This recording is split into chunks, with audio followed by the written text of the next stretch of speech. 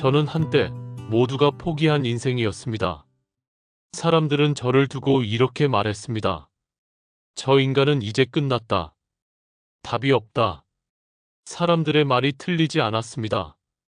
저는 술 없이는 하루도 살 수 없는 알코올 중독자였고, 아내를 절망시켰고, 자식들의 눈에선 믿음을 송두리째 잃어버렸습니다. 술에 취해 길바닥에 나뒹굴고, 집안에서는 폭언과 분노를 퍼부으며, 가족이라는 이름을 제 손으로 무너뜨렸습니다.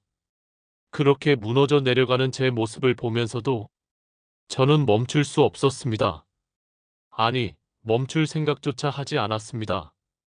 왜냐면 그때까지는 술만이 제 삶의 위안이라고 믿었으니까요. 하지만 시간이 흐를수록 술은 제 친구가 아니라 제 목줄을 쥔 주인이 되어버렸습니다. 술에 휘둘리며 살던 그 시절, 저는 누구보다도 증오했던 아버지의 그림자를 그대로 따라가고 있었습니다. 저는 어린 시절부터 술에 찌든 아버지를 보며 자랐습니다. 밤마다 술 냄새에 취해 들어와 어머니를 괴롭히던 아버지, 어두운 구석에서 울던 제 어린 날의 모습. 그 모든 기억은 제 가슴 속에 깊은 상처로 남아 있었습니다. 그리고 저는 속으로 다짐했습니다. 나는 절대 저런 인생은 살지 않겠다.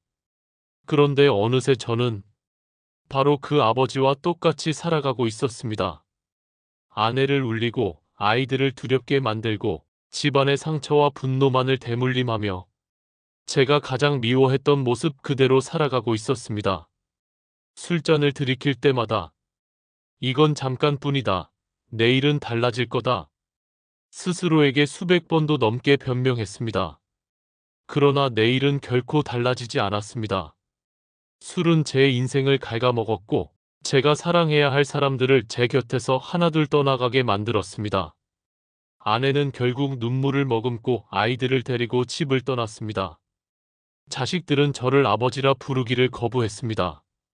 남은 건 텅 빈 집과 술병뿐이었습니다. 그렇게 저는 완전히 무너진 인생을 살고 있었습니다. 세상 모두가 저를 버렸을 뿐 아니라 저 자신조차 저를 포기하고 있었습니다. 하지만 기묘하게도 그 끝자락에서 저는 새로운 길을 보게 되었습니다. 술잔을 내려놓고 그 숱한 과거의 상처와 죄책감을 인정한 순간 비로소 제 인생은 다시 시작될 수 있었습니다. 지금도 저는 혼자입니다. 아내는 돌아오지 않았습니다. 자식들과는 1년에 한두 번 어색한 만남을 이어가며 여전히 용서를 구하고 있습니다. 아이들의 마음은 쉽게 열리지 않습니다. 그건 제가 만들어 놓은 상처의 깊이가 너무 크기 때문일 겁니다. 저는 그것마저 제 업보라 생각하며 받아들이고 있습니다. 그렇지만 저는 이제 술에 무너진 사람들을 돕는 한 사람의 사역자가 되었습니다. 과거의 저와 똑같이 절망 속에 빠진 이들에게 다가가 말합니다. 당신도 다시 시작할 수 있습니다. 나도 끝난 인생이었지만 지금 이렇게 살아 있습니다. 오늘 저는 제 이야기를 고백하려 합니다. 부끄럽고 아픈 이야기지만 누군가에게 작은 희망이 될 수 있기를 바라며 저의 인생, 그 어두움과 빛을 여러분께 들려드리고자 합니다. 저는 어린 시절부터 술에 찌든 아버지 밑에서 자랐습니다.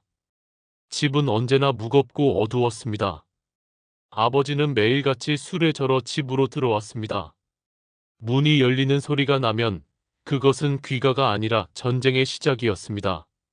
문을 세차게 밀치고 들어와 고함을 치고 어머니를 몰아붙이며 분풀이를 하던 그 장면은 제 어린 마음의 공포와 두려움으로 새겨졌습니다. 저는 늘 방 한구석에 몸을 웅크리고 있었습니다. 숨소리조차 들킬까 두려워 숨죽였고 발소리가 집안을 울릴 때마다 심장이 요동쳤습니다. 아버지의 얼굴이 보이기만 해도 온몸이 얼어붙곤 했습니다. 제가 어린 시절 배운 것은 공부도 놀이도 아니었습니다. 가장 먼저 배운 것은 눈치 보는 법이었습니다. 언제 화가 터질지 모르는 아버지를 피하는 법, 위험한 순간을 조금이라도 덜 맞고 넘어가는 법 말입니다. 어머니는 늘 눈물을 흘리셨습니다. 부엌에서 쌓아둔 설거지 그릇 앞에서 혹은 빨래감을 널면서 잠자리에 드셨어도 끝내 참지 못하고 흐느끼셨습니다. 어머니의 등을 보며 저는 속으로 분노했습니다. 왜 우리 집만 이래야 하는가? 왜 우리 엄마는 이렇게 울어야 하는가? 하지만 아무 말도 할 수 없었습니다. 어린 저는 아무런 힘이 없었기 때문입니다. 학교에 가면 친구들과 함께 어울리려 애썼습니다. 친구들이 웃으며 서로 장난치고 주말에 가족끼리 나들이 다녀온 이야기를 나눌 때 저는 그저 억지 웃음을 지으며 고개만 끄덕였습니다. 속으로는 부러움과 외로움이 뒤섞여 마음이 쓰라렸습니다. 저는 친구들 앞에서 절대 집 그리고 가족 이야기를 꺼내지 않았습니다. 아버지가 술에 취해 매일 소리 지른다는 사실은 숨겨야 할 치욕이자 부끄러움이었습니다. 그래서 저는 언제나 침묵으로 일관했습니다. 겉으로 보이는 저는 그저 조용하고 얌전한 학생이었습니다. 그러나 제 속은 늘 끓어오르고 있었습니다. 집에서 겪는 두려움과 슬픔, 친구들 앞에서 느끼는 부끄러움은 차곡차곡 쌓여 커다란 덩어리가 되었습니다. 어린 마음은 그 무게를 감당하지 못했고 결국 그것은 분노와 원망으로 바뀌었습니다. 저는 속으로 되뇌었습니다. 나는 절대 아버지처럼 살지 않겠다. 나는 절대로 술에 취해 가족을 울리지 않겠다. 그 다짐은 제 삶을 버티게 해주는 힘이었습니다. 하지만 동시에 제 안에는 또 다른 그림자가 자라나고 있었습니다. 아버지에 대한 증오와 두려움은 제 영혼을 옥죄었고 저는 점점 세상과 단절된 아이가 되어갔습니다. 어른들의 다정한 목소리를 들을 때면 괜히 분노가 치밀었고 친구 집에 놀러 갔다가 부모님의 따뜻한 환영을 받으면 가슴 깊은 곳이 허물어지는 것 같아 서둘러 집으로 도망치곤 했습니다. 저는 너무 일찍 철이 들어야 했습니다. 다른 아이들이 아무 걱정 없이 뛰어놀 때 저는 늘 오늘 밤은 무사히 넘어갈까? 라는 불안에 붙잡혀 있었습니다. 공부를 해도 놀아도 웃어도 늘 마음 한구석에는 집안의 어두운 그림자가 따라다녔습니다. 그래서 저는 어릴 때부터 늘 외로웠고 제 자신이 세상과 단절된 존재처럼 느껴졌습니다. 그런데 그 고통을 누구에게도 말할 수 없었습니다. 친구들에게 털어놓을 수도 없었고 어머니께 말해도 더 큰 슬픔만 드리게 될 것 같아 입을 다물었습니다. 그래서 저는 마음속 깊은 곳에 상처를 꽁꽁 숨겨두었습니다. 겉으로는 조용하고 순한 아이로 보였지만 속으로는 화산처럼 언제 폭발할지 모르는 분노를 품고 있었습니다. 저는 어린 나이에 너무 많은 것을 깨달았습니다. 가난보다 더 무서운 것은 술이었고 배고픔보다 더 고통스러운 것은 술에 취한 아버지의 폭력이었습니다. 술은 집안의 웃음을 앗아갔고 가족의 평화를 무너뜨렸습니다. 그 기억은 단순한 추억이 아니라 제 인생 전체를 뒤흔드는 그림자가 되었습니다. 저는 그 그림자를 평생 떨쳐내고 싶었습니다. 나는 아버지와 다를 거다. 나는 절대로 술에 손대지 않을 거다. 그렇게 수없이 다짐했지만 그 다짐은 결국 저를 지켜주지 못했습니다. 어린 시절의 상처는 제 가슴 깊숙이 박혀 훗날 제가 알코올에 손을 대는 결정적 이유가 되고 말았습니다. 그 상처는 제 삶을 송두리째 흔들며 끝내 저를 아버지와 똑같은 길로 끌어내리고 말았습니다. 저는 어린 시절 내내 술에 찌든 아버지를 보며 나는 절대 저런 삶은 살지 않겠다고 수없이 다짐했습니다. 하지만 아이러니하게도 제 인생에서 술은 너무도 쉽게 문을 열고 들어왔습니다. 처음 술을 마신 건 고등학교를 졸업하던 무렵이었습니다.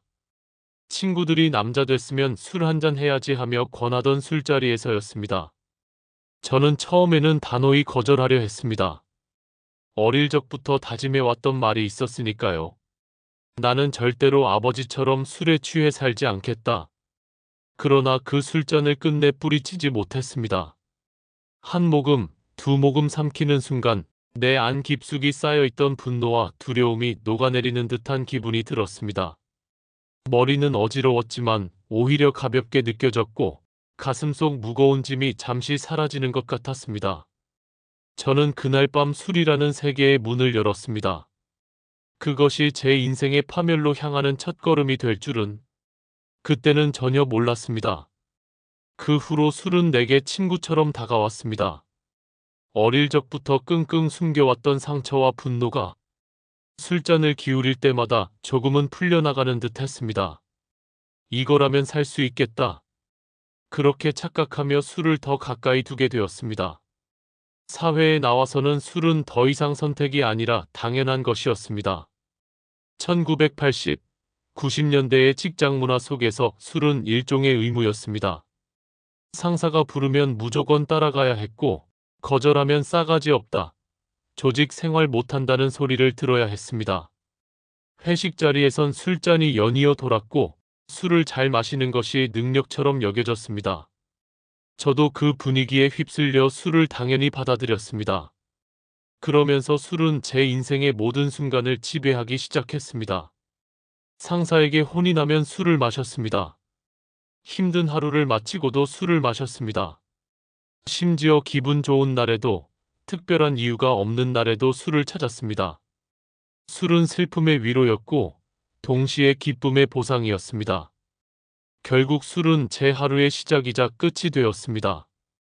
겉으로는 성실하게 일하는 사람처럼 보였지만, 속으로는 술 없이는 한순간도 버틸 수 없는 사람이 되어갔습니다. 제가 술을 붙잡은 것이 아니라 술이 저를 붙잡고 있었던 것입니다. 결혼을 하고 가정을 꾸린 뒤에도 술은 여전히 제 곁을 떠나지 않았습니다. 처음에는 아내도 이해해 주었습니다. 고생했으니 한두 잔 하는 거야 괜찮지. 그렇게 말하며 웃어주던 아내의 모습이 아직도 기억납니다. 그러나 술은 한두 잔으로 끝나지 않았습니다. 제가 멈추지 못했기 때문입니다. 처음에는 늦게 들어오면 아내가 걱정하며 말했습니다. 여보, 술 좀 줄이면 안 돼요? 그럴 때마다 저는 변명했습니다. 당신은 몰라서 그래. 이 사회에서 술은 어쩔 수 없는 거야. 술자리를 거절하면 살아남을 수 없어. 아내의 한숨은 깊어졌지만 저는 들으려 하지 않았습니다. 점점 저는 퇴근 후 집에 가지 않고 술집으로 향했습니다. 술자리를 마치고 들어오면 이미 자고 있는 아이들의 얼굴이 보였습니다. 그러나 제 눈에는 사랑스러움보다 짜증이 먼저 올라왔습니다. 아이의 작은 울음소리마저 제 신경을 건드렸습니다. 그때마다 저는 소리를 질렀습니다. 그리고는 다음 날 술에서 깬 후에야 죄책감에 고개를 숙였지만 그 죄책감조차 결국 술로 달래곤 했습니다. 제가 가장 두려워했던 순간은 아이들의 눈빛에서 어린 시절 제 자신을 발견했을 때입니다. 두려움에 가득 차 눈을 크게 뜨고 저를 바라보는 모습은 마치 거울을 보는 것 같았습니다. 저는 그때 깨달아야 했습니다. 내가 결국 아버지와 똑같아지고 있구나. 하지만 저는 그 사실을 애써 외면했습니다. 인정하기에는 제 자신이 너무 초라했기 때문입니다. 술은 제게 잠시의 위로를 주는 것처럼 보였지만 실은 제 삶을 집어삼키고 있었고 그 대가는 너무도 가혹했습니다. 제 건강이 무너졌고 제 가정이 흔들리기 시작했습니다. 그러나 저는 술을 내려놓지 못했습니다. 내일은 끊겠다. 오늘까지만 마시자. 스스로 수백 번 다짐했지만 내일은 오지 않았습니다. 내일은 항상 술에 짓눌려 오늘이 되어버렸습니다. 그렇게 술은 제 몸과 마음을 잠식했고 저는 술이라는 덫에 걸려 점점 더 깊은 수렁으로 빠져들고 있었습니다. 제가 술을 마시는 것이 아니라 술이 저를 집어삼키고 있었습니다. 그리고 그 술은 결국 저를 제가 가장 두려워하던 길로 데려갔습니다. 저는 아버지를 경멸하며 살았지만 결국 저는 아버지와 똑같이, 아니 어쩌면 그보다 더 비참한 모습으로 내 가족에게 상처를 대물림하는 사람이 되어가고 있었습니다. 어느새 아버지와 똑같은 사람이 되어 있었습니다. 아내를 울리고 아이들에게 공포를 주며 가족이라는 울타리를 스스로 무너뜨리는 사람이 되어 있었습니다. 술은 결국 제 삶을 송두리째 무너뜨렸습니다. 제가 술을 붙잡은 것이 아니라 술이 저를 끌고 다녔습니다. 저는 점점 몸이 무너져 갔습니다. 술로 인해 위가 상하고 간이 손상되면서 밤마다 속이 타들어가는 고통에 시달려야 했습니다. 피를 토하고 온몸이 떨리고 며칠씩 잠을 이루지 못하는 날도 많았습니다. 그러면서도 저는 술잔을 내려놓지 못했습니다. 아내와의 사이는 완전히 무너졌습니다. 술에 취한 저는 가족을 향해 막말을 퍼부었고 때로는 손찌검까지 서슴지 않았습니다. 다음 날 술에서 깨어나면 후회가 밀려왔습니다. 내가 왜 그랬을까? 다시는 그러지 말자. 하지만 그 다짐은 언제나 하루를 넘기지 못했습니다. 퇴근길에 다시 술집으로 발길이 향했고 저녁이 되면 또다시 술잔 앞에서 무너졌습니다. 아내는 처음에는 애써 참고 기다렸습니다. 그러나 시간이 흐를수록 인내는 한계에 다다랐습니다.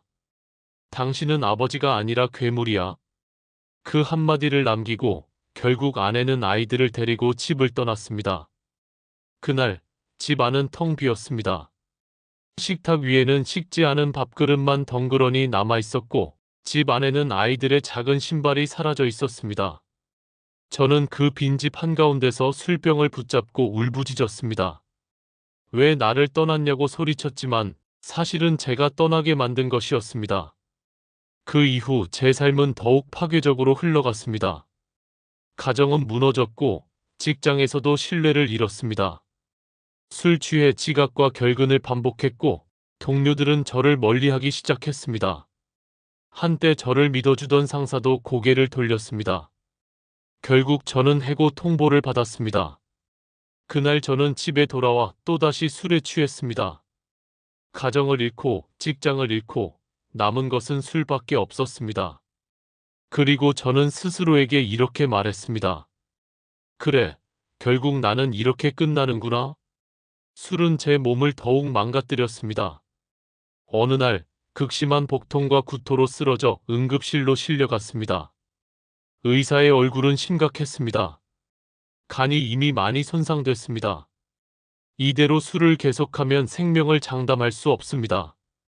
길어야 1년, 아니 몇 달도 못 버틸 수 있습니다. 그 말은 제게 사형 선고와도 같았습니다. 병실 창밖에는 비가 내리고 있었습니다. 저는 창가에 앉아 제 인생을 되돌아보았습니다.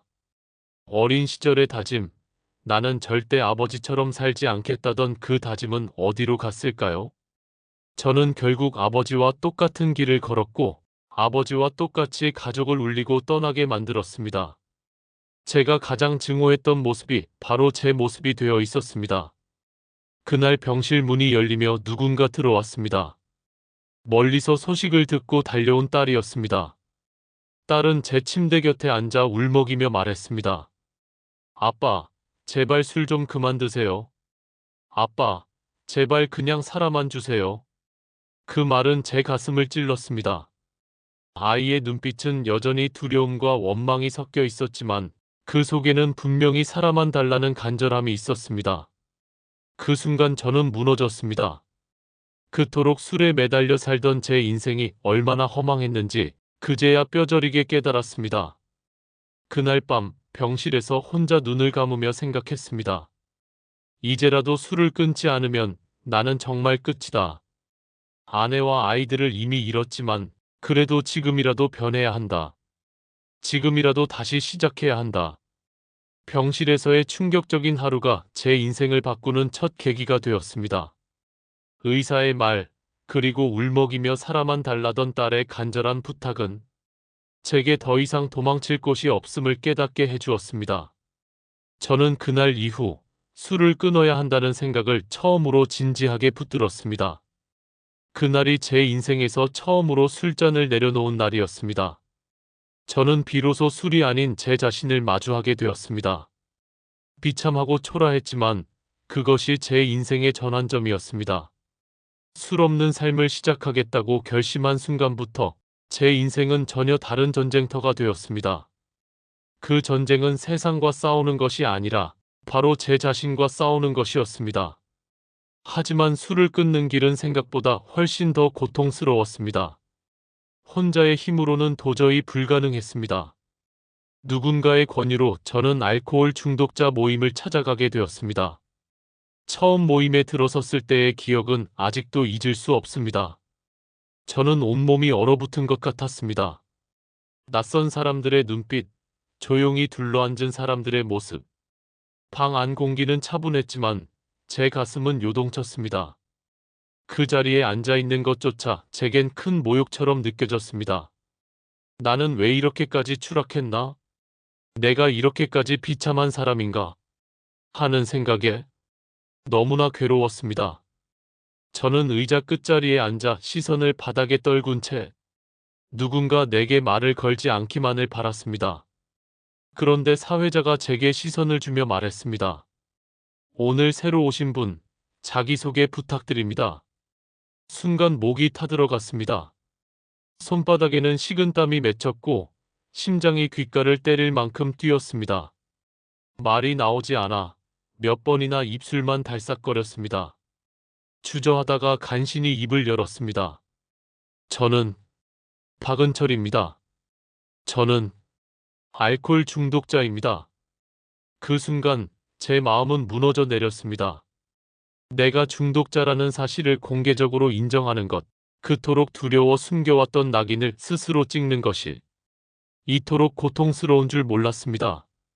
하지만 이상하게도 그 고백과 동시에 어깨 위에서 무거운 짐이 하나 내려앉는 것 같았습니다. 그리고 방 안에 있던 사람들이 일제히 박수를 쳤습니다. 잘 오셨습니다. 환영합니다. 그 말은 제 가슴을 파고들었습니다. 세상 어디서도 들어본 적 없는 말이었습니다. 비참한 나를 그대로 받아주는 사람들이 바로 그 자리에 있었습니다. 하지만 모임의 따뜻한 환영이 제 고통을 사라지게 해주진 않았습니다. 진짜 싸움은 그때부터 시작이었습니다. 첫 일주일은 말 그대로 지옥이었습니다. 밤마다 온몸이 땀으로 흠뻑 젖었고 손이 떨려 밥을 숟가락으로 떠올리는 것조차 어려웠습니다. 머릿속은 술 생각뿐이었습니다. 한 잔만 마시면 편해질 거야. 단 한 잔만. 그 유혹이 머릿속을 쉴 새 없이 맴돌았습니다. 일주일째 되던 날, 저는 결국 편의점 앞에서 맥주 캔을 손에 쥐고 말았습니다. 그 차가운 캔을 쥔 순간 온몸이 떨렸습니다. 마셔버릴까? 그냥 끝내버릴까? 그때 문득 떠오른 건 병실에서 제 손을 잡고 울던 딸의 얼굴이었습니다. 아빠, 제발 살아만 주세요. 그 목소리가 저를 붙잡아 주었습니다. 저는 끝내 캔을 내려놓고 온몸이 무너지듯 편의점을 뛰쳐나왔습니다. 그러나 그것이 끝이 아니었습니다. 첫 한 달 동안은 날마다 시시각각 같은 유혹이 찾아왔습니다. 술집 앞을 지나갈 때마다 유리잔에 맺힌 거품을 상상하며 발걸음이 멈추곤 했습니다. 저는 술집 간판을 보지 않으려 고개를 숙이고 걸었습니다. 길거리에서 술 냄새가 풍겨오면 심장이 미친 듯이 뛰었습니다. 마치 누군가 제 목을 조르는 듯한 갈증에 시달렸습니다. 솔직히 말하자면 저는 그 과정에서 한두 번 무너졌습니다. 어느 날 술 생각에 사로잡혀 결국 작은 소주병을 들이킨 적이 있었습니다. 다음 날 아침 저는 거울 속 제 얼굴을 보며 스스로를 저주했습니다. 넌 도대체 왜 이렇게 약하냐? 가족도 버리고 이제는 내 자신도 버리냐? 그날 모임에 나가 저는 고개를 숙인 채 말했습니다. 저는 또 실패했습니다. 모든 사람들이 저를 비난할 거라 생각했습니다. 그러나 그들은 이렇게 말했습니다. 넘어진 건 괜찮습니다. 중요한 건 다시 일어나는 겁니다. 우린 다 같은 길을 걷는 사람들입니다. 그 말에 저는 다시 힘을 얻었습니다. 회복은 완벽함이 아니라 넘어져도 포기하지 않고 다시 걷는 것임을 배웠습니다. 그러던 어느 날 모임에서 늘 보던 한 사람이 한동안 나오지 않았습니다. 나중에 들은 소식은 충격이었습니다. 그는 다시 술에 빠져 결국 간경화로 세상을 떠났다는 것이었습니다. 그 소식을 듣는 순간 저는 정신이 번쩍 들었습니다. 저 사람의 길이 내 길일 수 있구나. 죽음은 결코 먼 이야기가 아니구나. 그날 이후 저는 술과 장난칠 수 없음을 뼈저리게 느꼈습니다. 내가 술을 붙잡는 순간 나의 생명은 끝난다는 사실을 저는 그제야 진정으로 깨달았습니다. 시간이 조금씩 흐르면서 저는 술 없는 하루의 가치를 배우기 시작했습니다. 처음으로 맑은 정신으로 맞이한 새벽 공기는 그토록 신선할 수가 없었습니다. 길가에 핀 꽃이 눈에 들어왔고 지나가는 아이들의 웃음소리가 귀에 들어왔습니다. 이런 것들을 저는 술에 취해 제대로 보지 못했습니다. 예전 같으면 벌어들인 돈은 모두 술 마시는데 소비했을 겁니다. 술이 제 삶의 주인일 때는 한 푼도 제 손에 남아있지 않았습니다. 그러나 술을 끊고 시간이 조금 흐르자 저는 세상에 작은 발걸음을 내디딜 용기를 냈습니다. 아직 제대로 된 일자리를 구할 형편은 아니었지만 주변에서 부탁하는 허드렛일, 공사판에서 하루 품삯을 받는 일, 동네 가게에서 짐 나르는 일을 조금씩 해냈습니다. 그 일들은 크지 않았습니다. 남들이 보기에는 보잘것없는 소일거리였지만 저에게는 한 사람으로서의 몫을 해낸다는 증거였습니다. 땀 흘려번 몇만 원의 돈이 제 손에 쥐어졌을 때 그 순간의 기쁨은 과거에 술을 사들고 들어가던 날과는 전혀 달랐습니다. 그 돈은 제 자존감을 조금씩 되살려 주었습니다. 저는 그 품삯으로 술을 사지 않았습니다.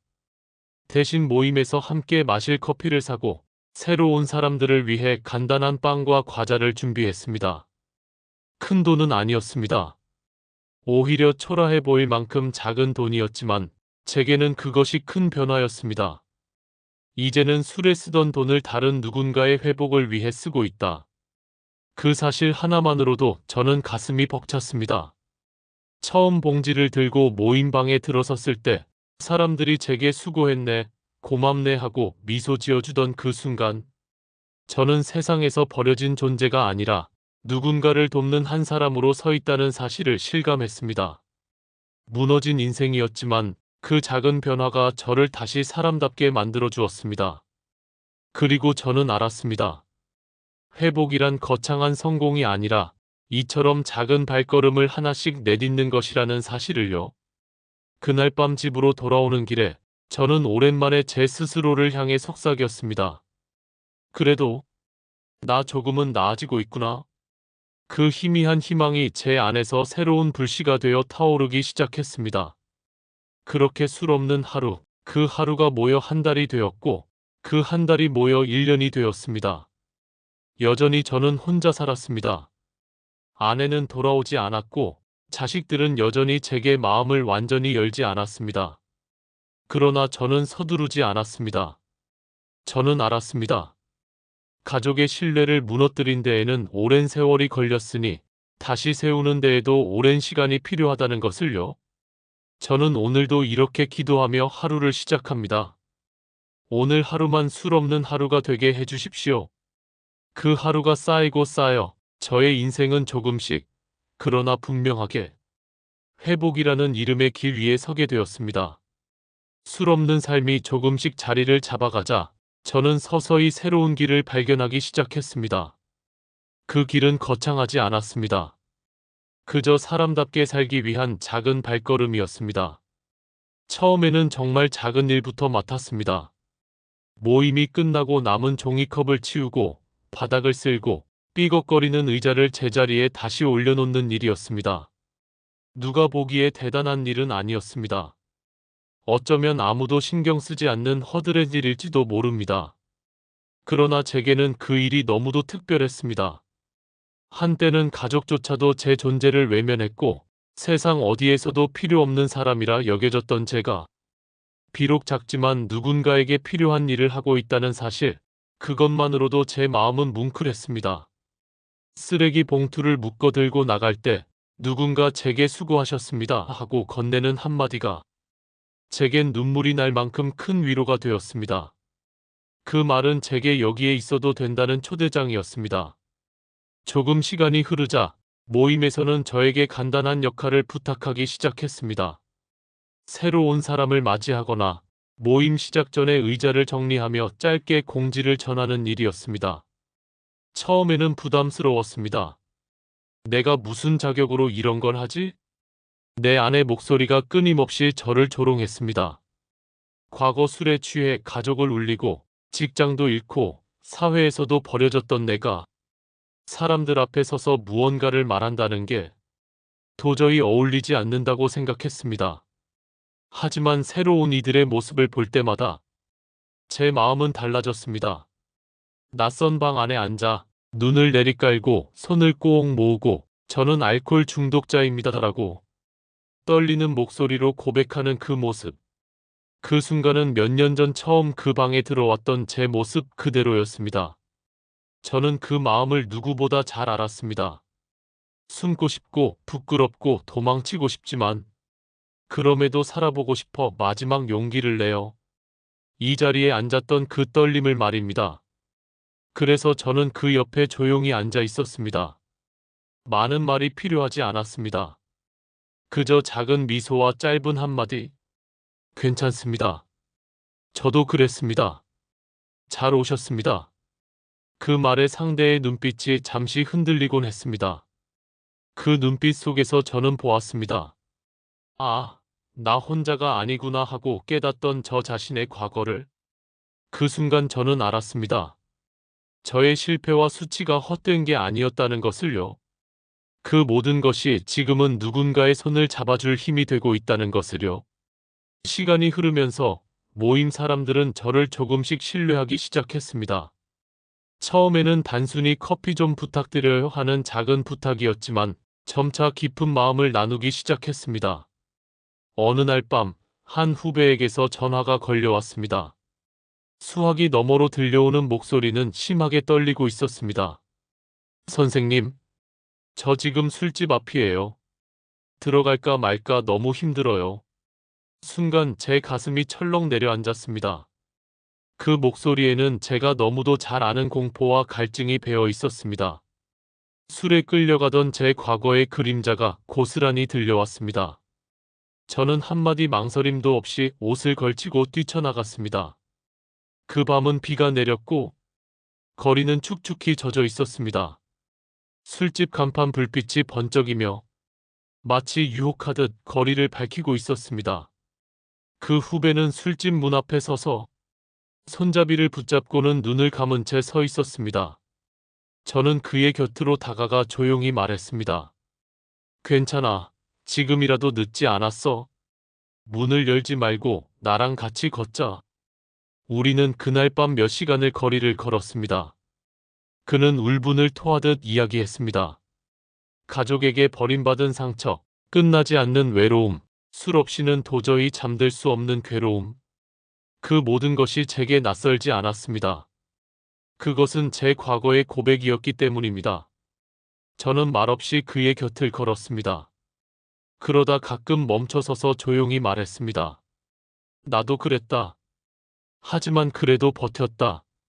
내가 오늘 이 순간 문을 열지 않는다면 그것만으로도 넌 이미 이긴 거다. 시간이 얼마나 흘렀는지 모릅니다. 새벽 공기가 차갑게 스며들 무렵 그는 결국 술집을 등지고 한 발짝 나아갔습니다. 그 순간 제 눈에서는 눈물이 흘러내렸습니다. 저는 그의 어깨를 꼭 붙잡으며 속으로 외쳤습니다. 아, 내가 누군가에게 이렇게 필요한 존재가 될 수도 있구나. 저는 점점 더 많은 시간을 모임과 치유 활동에 쏟게 되었습니다. 처음에는 단순한 봉사자였지만 어느 순간 저는 후배 중독자들의 멘토처럼 자리 잡고 있었습니다. 제가 걸어온 길, 넘어지고 다시 일어섰던 경험, 수많은 실패와 재도전의 이야기. 그 모든 것이 누군가에게는 희망의 증거가 되었습니다. 누군가 제게 이렇게 말했습니다. 선생님 얘기를 듣고 제가 버텼습니다. 선생님이 있으니 저도 다시 살아보고 싶습니다. 그 말은 제게 더 큰 책임감을 심어주었습니다. 어느 날 모임에서 저에게 간증을 부탁했습니다. 솔직히 두려웠습니다. 수십 명 앞에 서서 내 치부를 드러내야 한다는 건 아직도 부끄럽고 힘든 일이었습니다. 하지만 저는 용기를 내어 제 이야기를 꺼냈습니다. 술에 무너졌던 날들, 가정을 잃었던 절망, 그리고 다시 일어나기 위해 수없이 넘어졌던 시간들. 그 모든 것을 있는 그대로 이야기했습니다. 말을 마치고 자리에 앉았을 때 방 안은 한동안 조용했습니다. 그러다 한 사람이 손수건으로 눈물을 닦으며 말했습니다. 선생님 얘기를 듣고 제가 버텼습니다. 선생님이 있으니 저도 다시 살아보고 싶습니다. 그 순간 제 마음은 벼락처럼 흔들렸습니다. 저의 수치스럽고 절망적인 과거가 누군가에게는 희망의 증거가 된다는 사실, 그것은 제 인생에서 상상조차 못한 일이었습니다. 저는 깨달았습니다. 제가 걸어온 길, 넘어지고 다시 일어섰던 경험, 수많은 실패와 재도전의 이야기가 더 이상 저를 부끄럽게 하지 않는다는 것을요. 오히려 그것들이 누군가에게 삶을 포기하지 않게 붙잡아주는 가장 강력한 힘이 된다는 것을 알았습니다. 그날 이후 저는 더 이상 봉사자로만 머물 수 없었습니다. 저는 자연스럽게 후배 중독자들의 멘토처럼 자리 잡았습니다. 그들이 흔들릴 때 전화를 받고 그들의 이야기를 밤새 들어주고 그들과 함께 눈물 흘리며 기도했습니다. 그리고 제 안에서 새로운 다짐이 생겼습니다. 나는 이제 나 하나만을 위해 사는 사람이 아니다. 내가 다시 술로 돌아간다면 나를 바라보고 의지하는 이들까지 함께 무너지고 말 것이다. 그 깨달음은 제게 더 큰 책임감을 심어주었습니다. 그리고 그 책임은 제가 다시는 술잔을 붙잡지 않게 하는 가장 강력한 원동력이 되었습니다. 세월이 흘러 어느 날인가 지역교회의 목사님과 몇몇 동료들이 제게 말을 꺼냈습니다. 선생님, 이제는 개인 간증을 넘어서 좀 더 많은 사람들을 도와주시면 어떨까요? 작은 모임이라도 직접 맡아보시는 게 좋겠습니다. 처음에는 겁이 났습니다. 제가 무슨 자격이 있습니까? 저도 술에 무너졌던 사람입니다. 저 같은 사람이 다른 이들을 이끈다는 게 가능할까요? 하지만 목사님과 동료들은 고개를 저으며 말했습니다. 바로 그렇기 때문에 선생님이 할 수 있는 겁니다. 실패해본 사람만이 실패한 이들을 붙잡아 줄 수 있습니다. 그 말이 제 마음을 흔들었습니다. 그리고 저는 결국 교회와 함께 작은 치유 모임을 맡게 되었습니다. 그 모임은 점점 커져 마침내 알코올 중독자 치유센터라는 이름을 가지게 되었습니다. 센터는 거창한 시설이 아니었습니다. 허름한 건물에 작은 방 2칸, 낡은 의자와 삐걱거리는 탁자 몇 개. 겉으로 보기엔 볼품 없었습니다. 하지만 그곳만큼 살아있는 공간은 없었습니다. 매일 술에 찌든 사람들이 1명, 2명씩 들어와 떨리는 목소리로 자신의 상처를 꺼내놓을 때 그 방 안은 눈물과 위로로 가득 찼습니다. 그 방은 저에게도 두 번째 집과 같았습니다. 과거에는 술만이 저의 유일한 친구였지만 이제는 이곳에서 함께 울고 웃는 동료들이 제 삶의 동반자가 되어 주었습니다. 그곳은 술 때문에 무너진 사람들이 다시 일어서기 위해 한 발 내딛는 훈련장이자 새로운 삶의 문을 열어주는 거룩한 공간이었습니다. 저는 그곳에서 매일 중독자들을 바라보며 말합니다.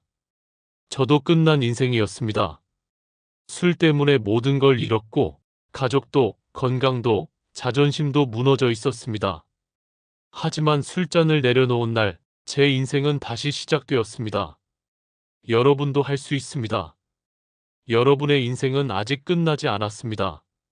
제 말에 눈물 흘리며 고개를 끄덕이는 이들을 볼 때마다 저는 제 사명을 확인합니다. 나의 인생의 실패와 상처가 이제는 누군가의 희망이 되고 있다는 사실을요. 그것이 제가 살아가는 이유이자 오늘도 이 길을 걸어가는 힘이 되었습니다. 그렇다고 해서 제 삶이 완벽하게 회복된 것은 아닙니다. 저는 지금도 여전히 혼자 지내며 참회의 삶을 살고 있습니다. 아내는 돌아오지 않았고 자식들은 여전히 제게 마음을 활짝 열지 못합니다. 1년에 한두 번 어색하고 짧은 만남을 이어갈 뿐입니다. 그때마다 저는 고개 숙여 용서를 구하지만 아이들의 눈빛은 여전히 상처와 아픔이 가득했습니다. 그런 아이들을 보고 있으면 사무치는 미안함과 후회로 가슴이 저며 오지만 저는 서두르지 않습니다. 그 마음을 억지로 열게 하려 하지 않습니다. 왜냐하면 그 상처는 결국 제가 만든 것이고 그 치유 또한 제 몫이기 때문입니다. 저는 그저 시간이 흐르기를 그리고 제 삶이 변해가는 모습을 조용히 지켜보게 되기를 바랄 뿐입니다. 아이들에게 미안함이 사라진 적은 단 한 번도 없지만 그 미안함은 이제 저를 짓누르는 짐이 아니라 겸손하게 살아가게 하는 힘이 되었습니다. 내가 어떤 아버지였는지 잊지 말자. 그리고 이제 어떤 사람이 되어야 할지를 기억하자. 이 다짐은 제 삶의 중심이 되었습니다. 매일 아침 저는 거울을 보며 스스로에게 다짐합니다. 오늘 하루, 술 없는 하루로 살자. 오늘 하루, 누군가에게 도움이 되는 하루로 살자. 그 하루하루가 모여 제 인생을 다시 세우고 있습니다. 센터에서 매일 새로운 사람들을 만납니다. 오늘도 술에 찌든 얼굴로 찾아온 누군가가 저도 살 수 있을까요? 라고 묻습니다. 저는 망설임 없이 대답합니다. 네, 살 수 있습니다. 저도 그랬습니다. 그 말을 하는 순간마다 저는 제 과거와 마주합니다.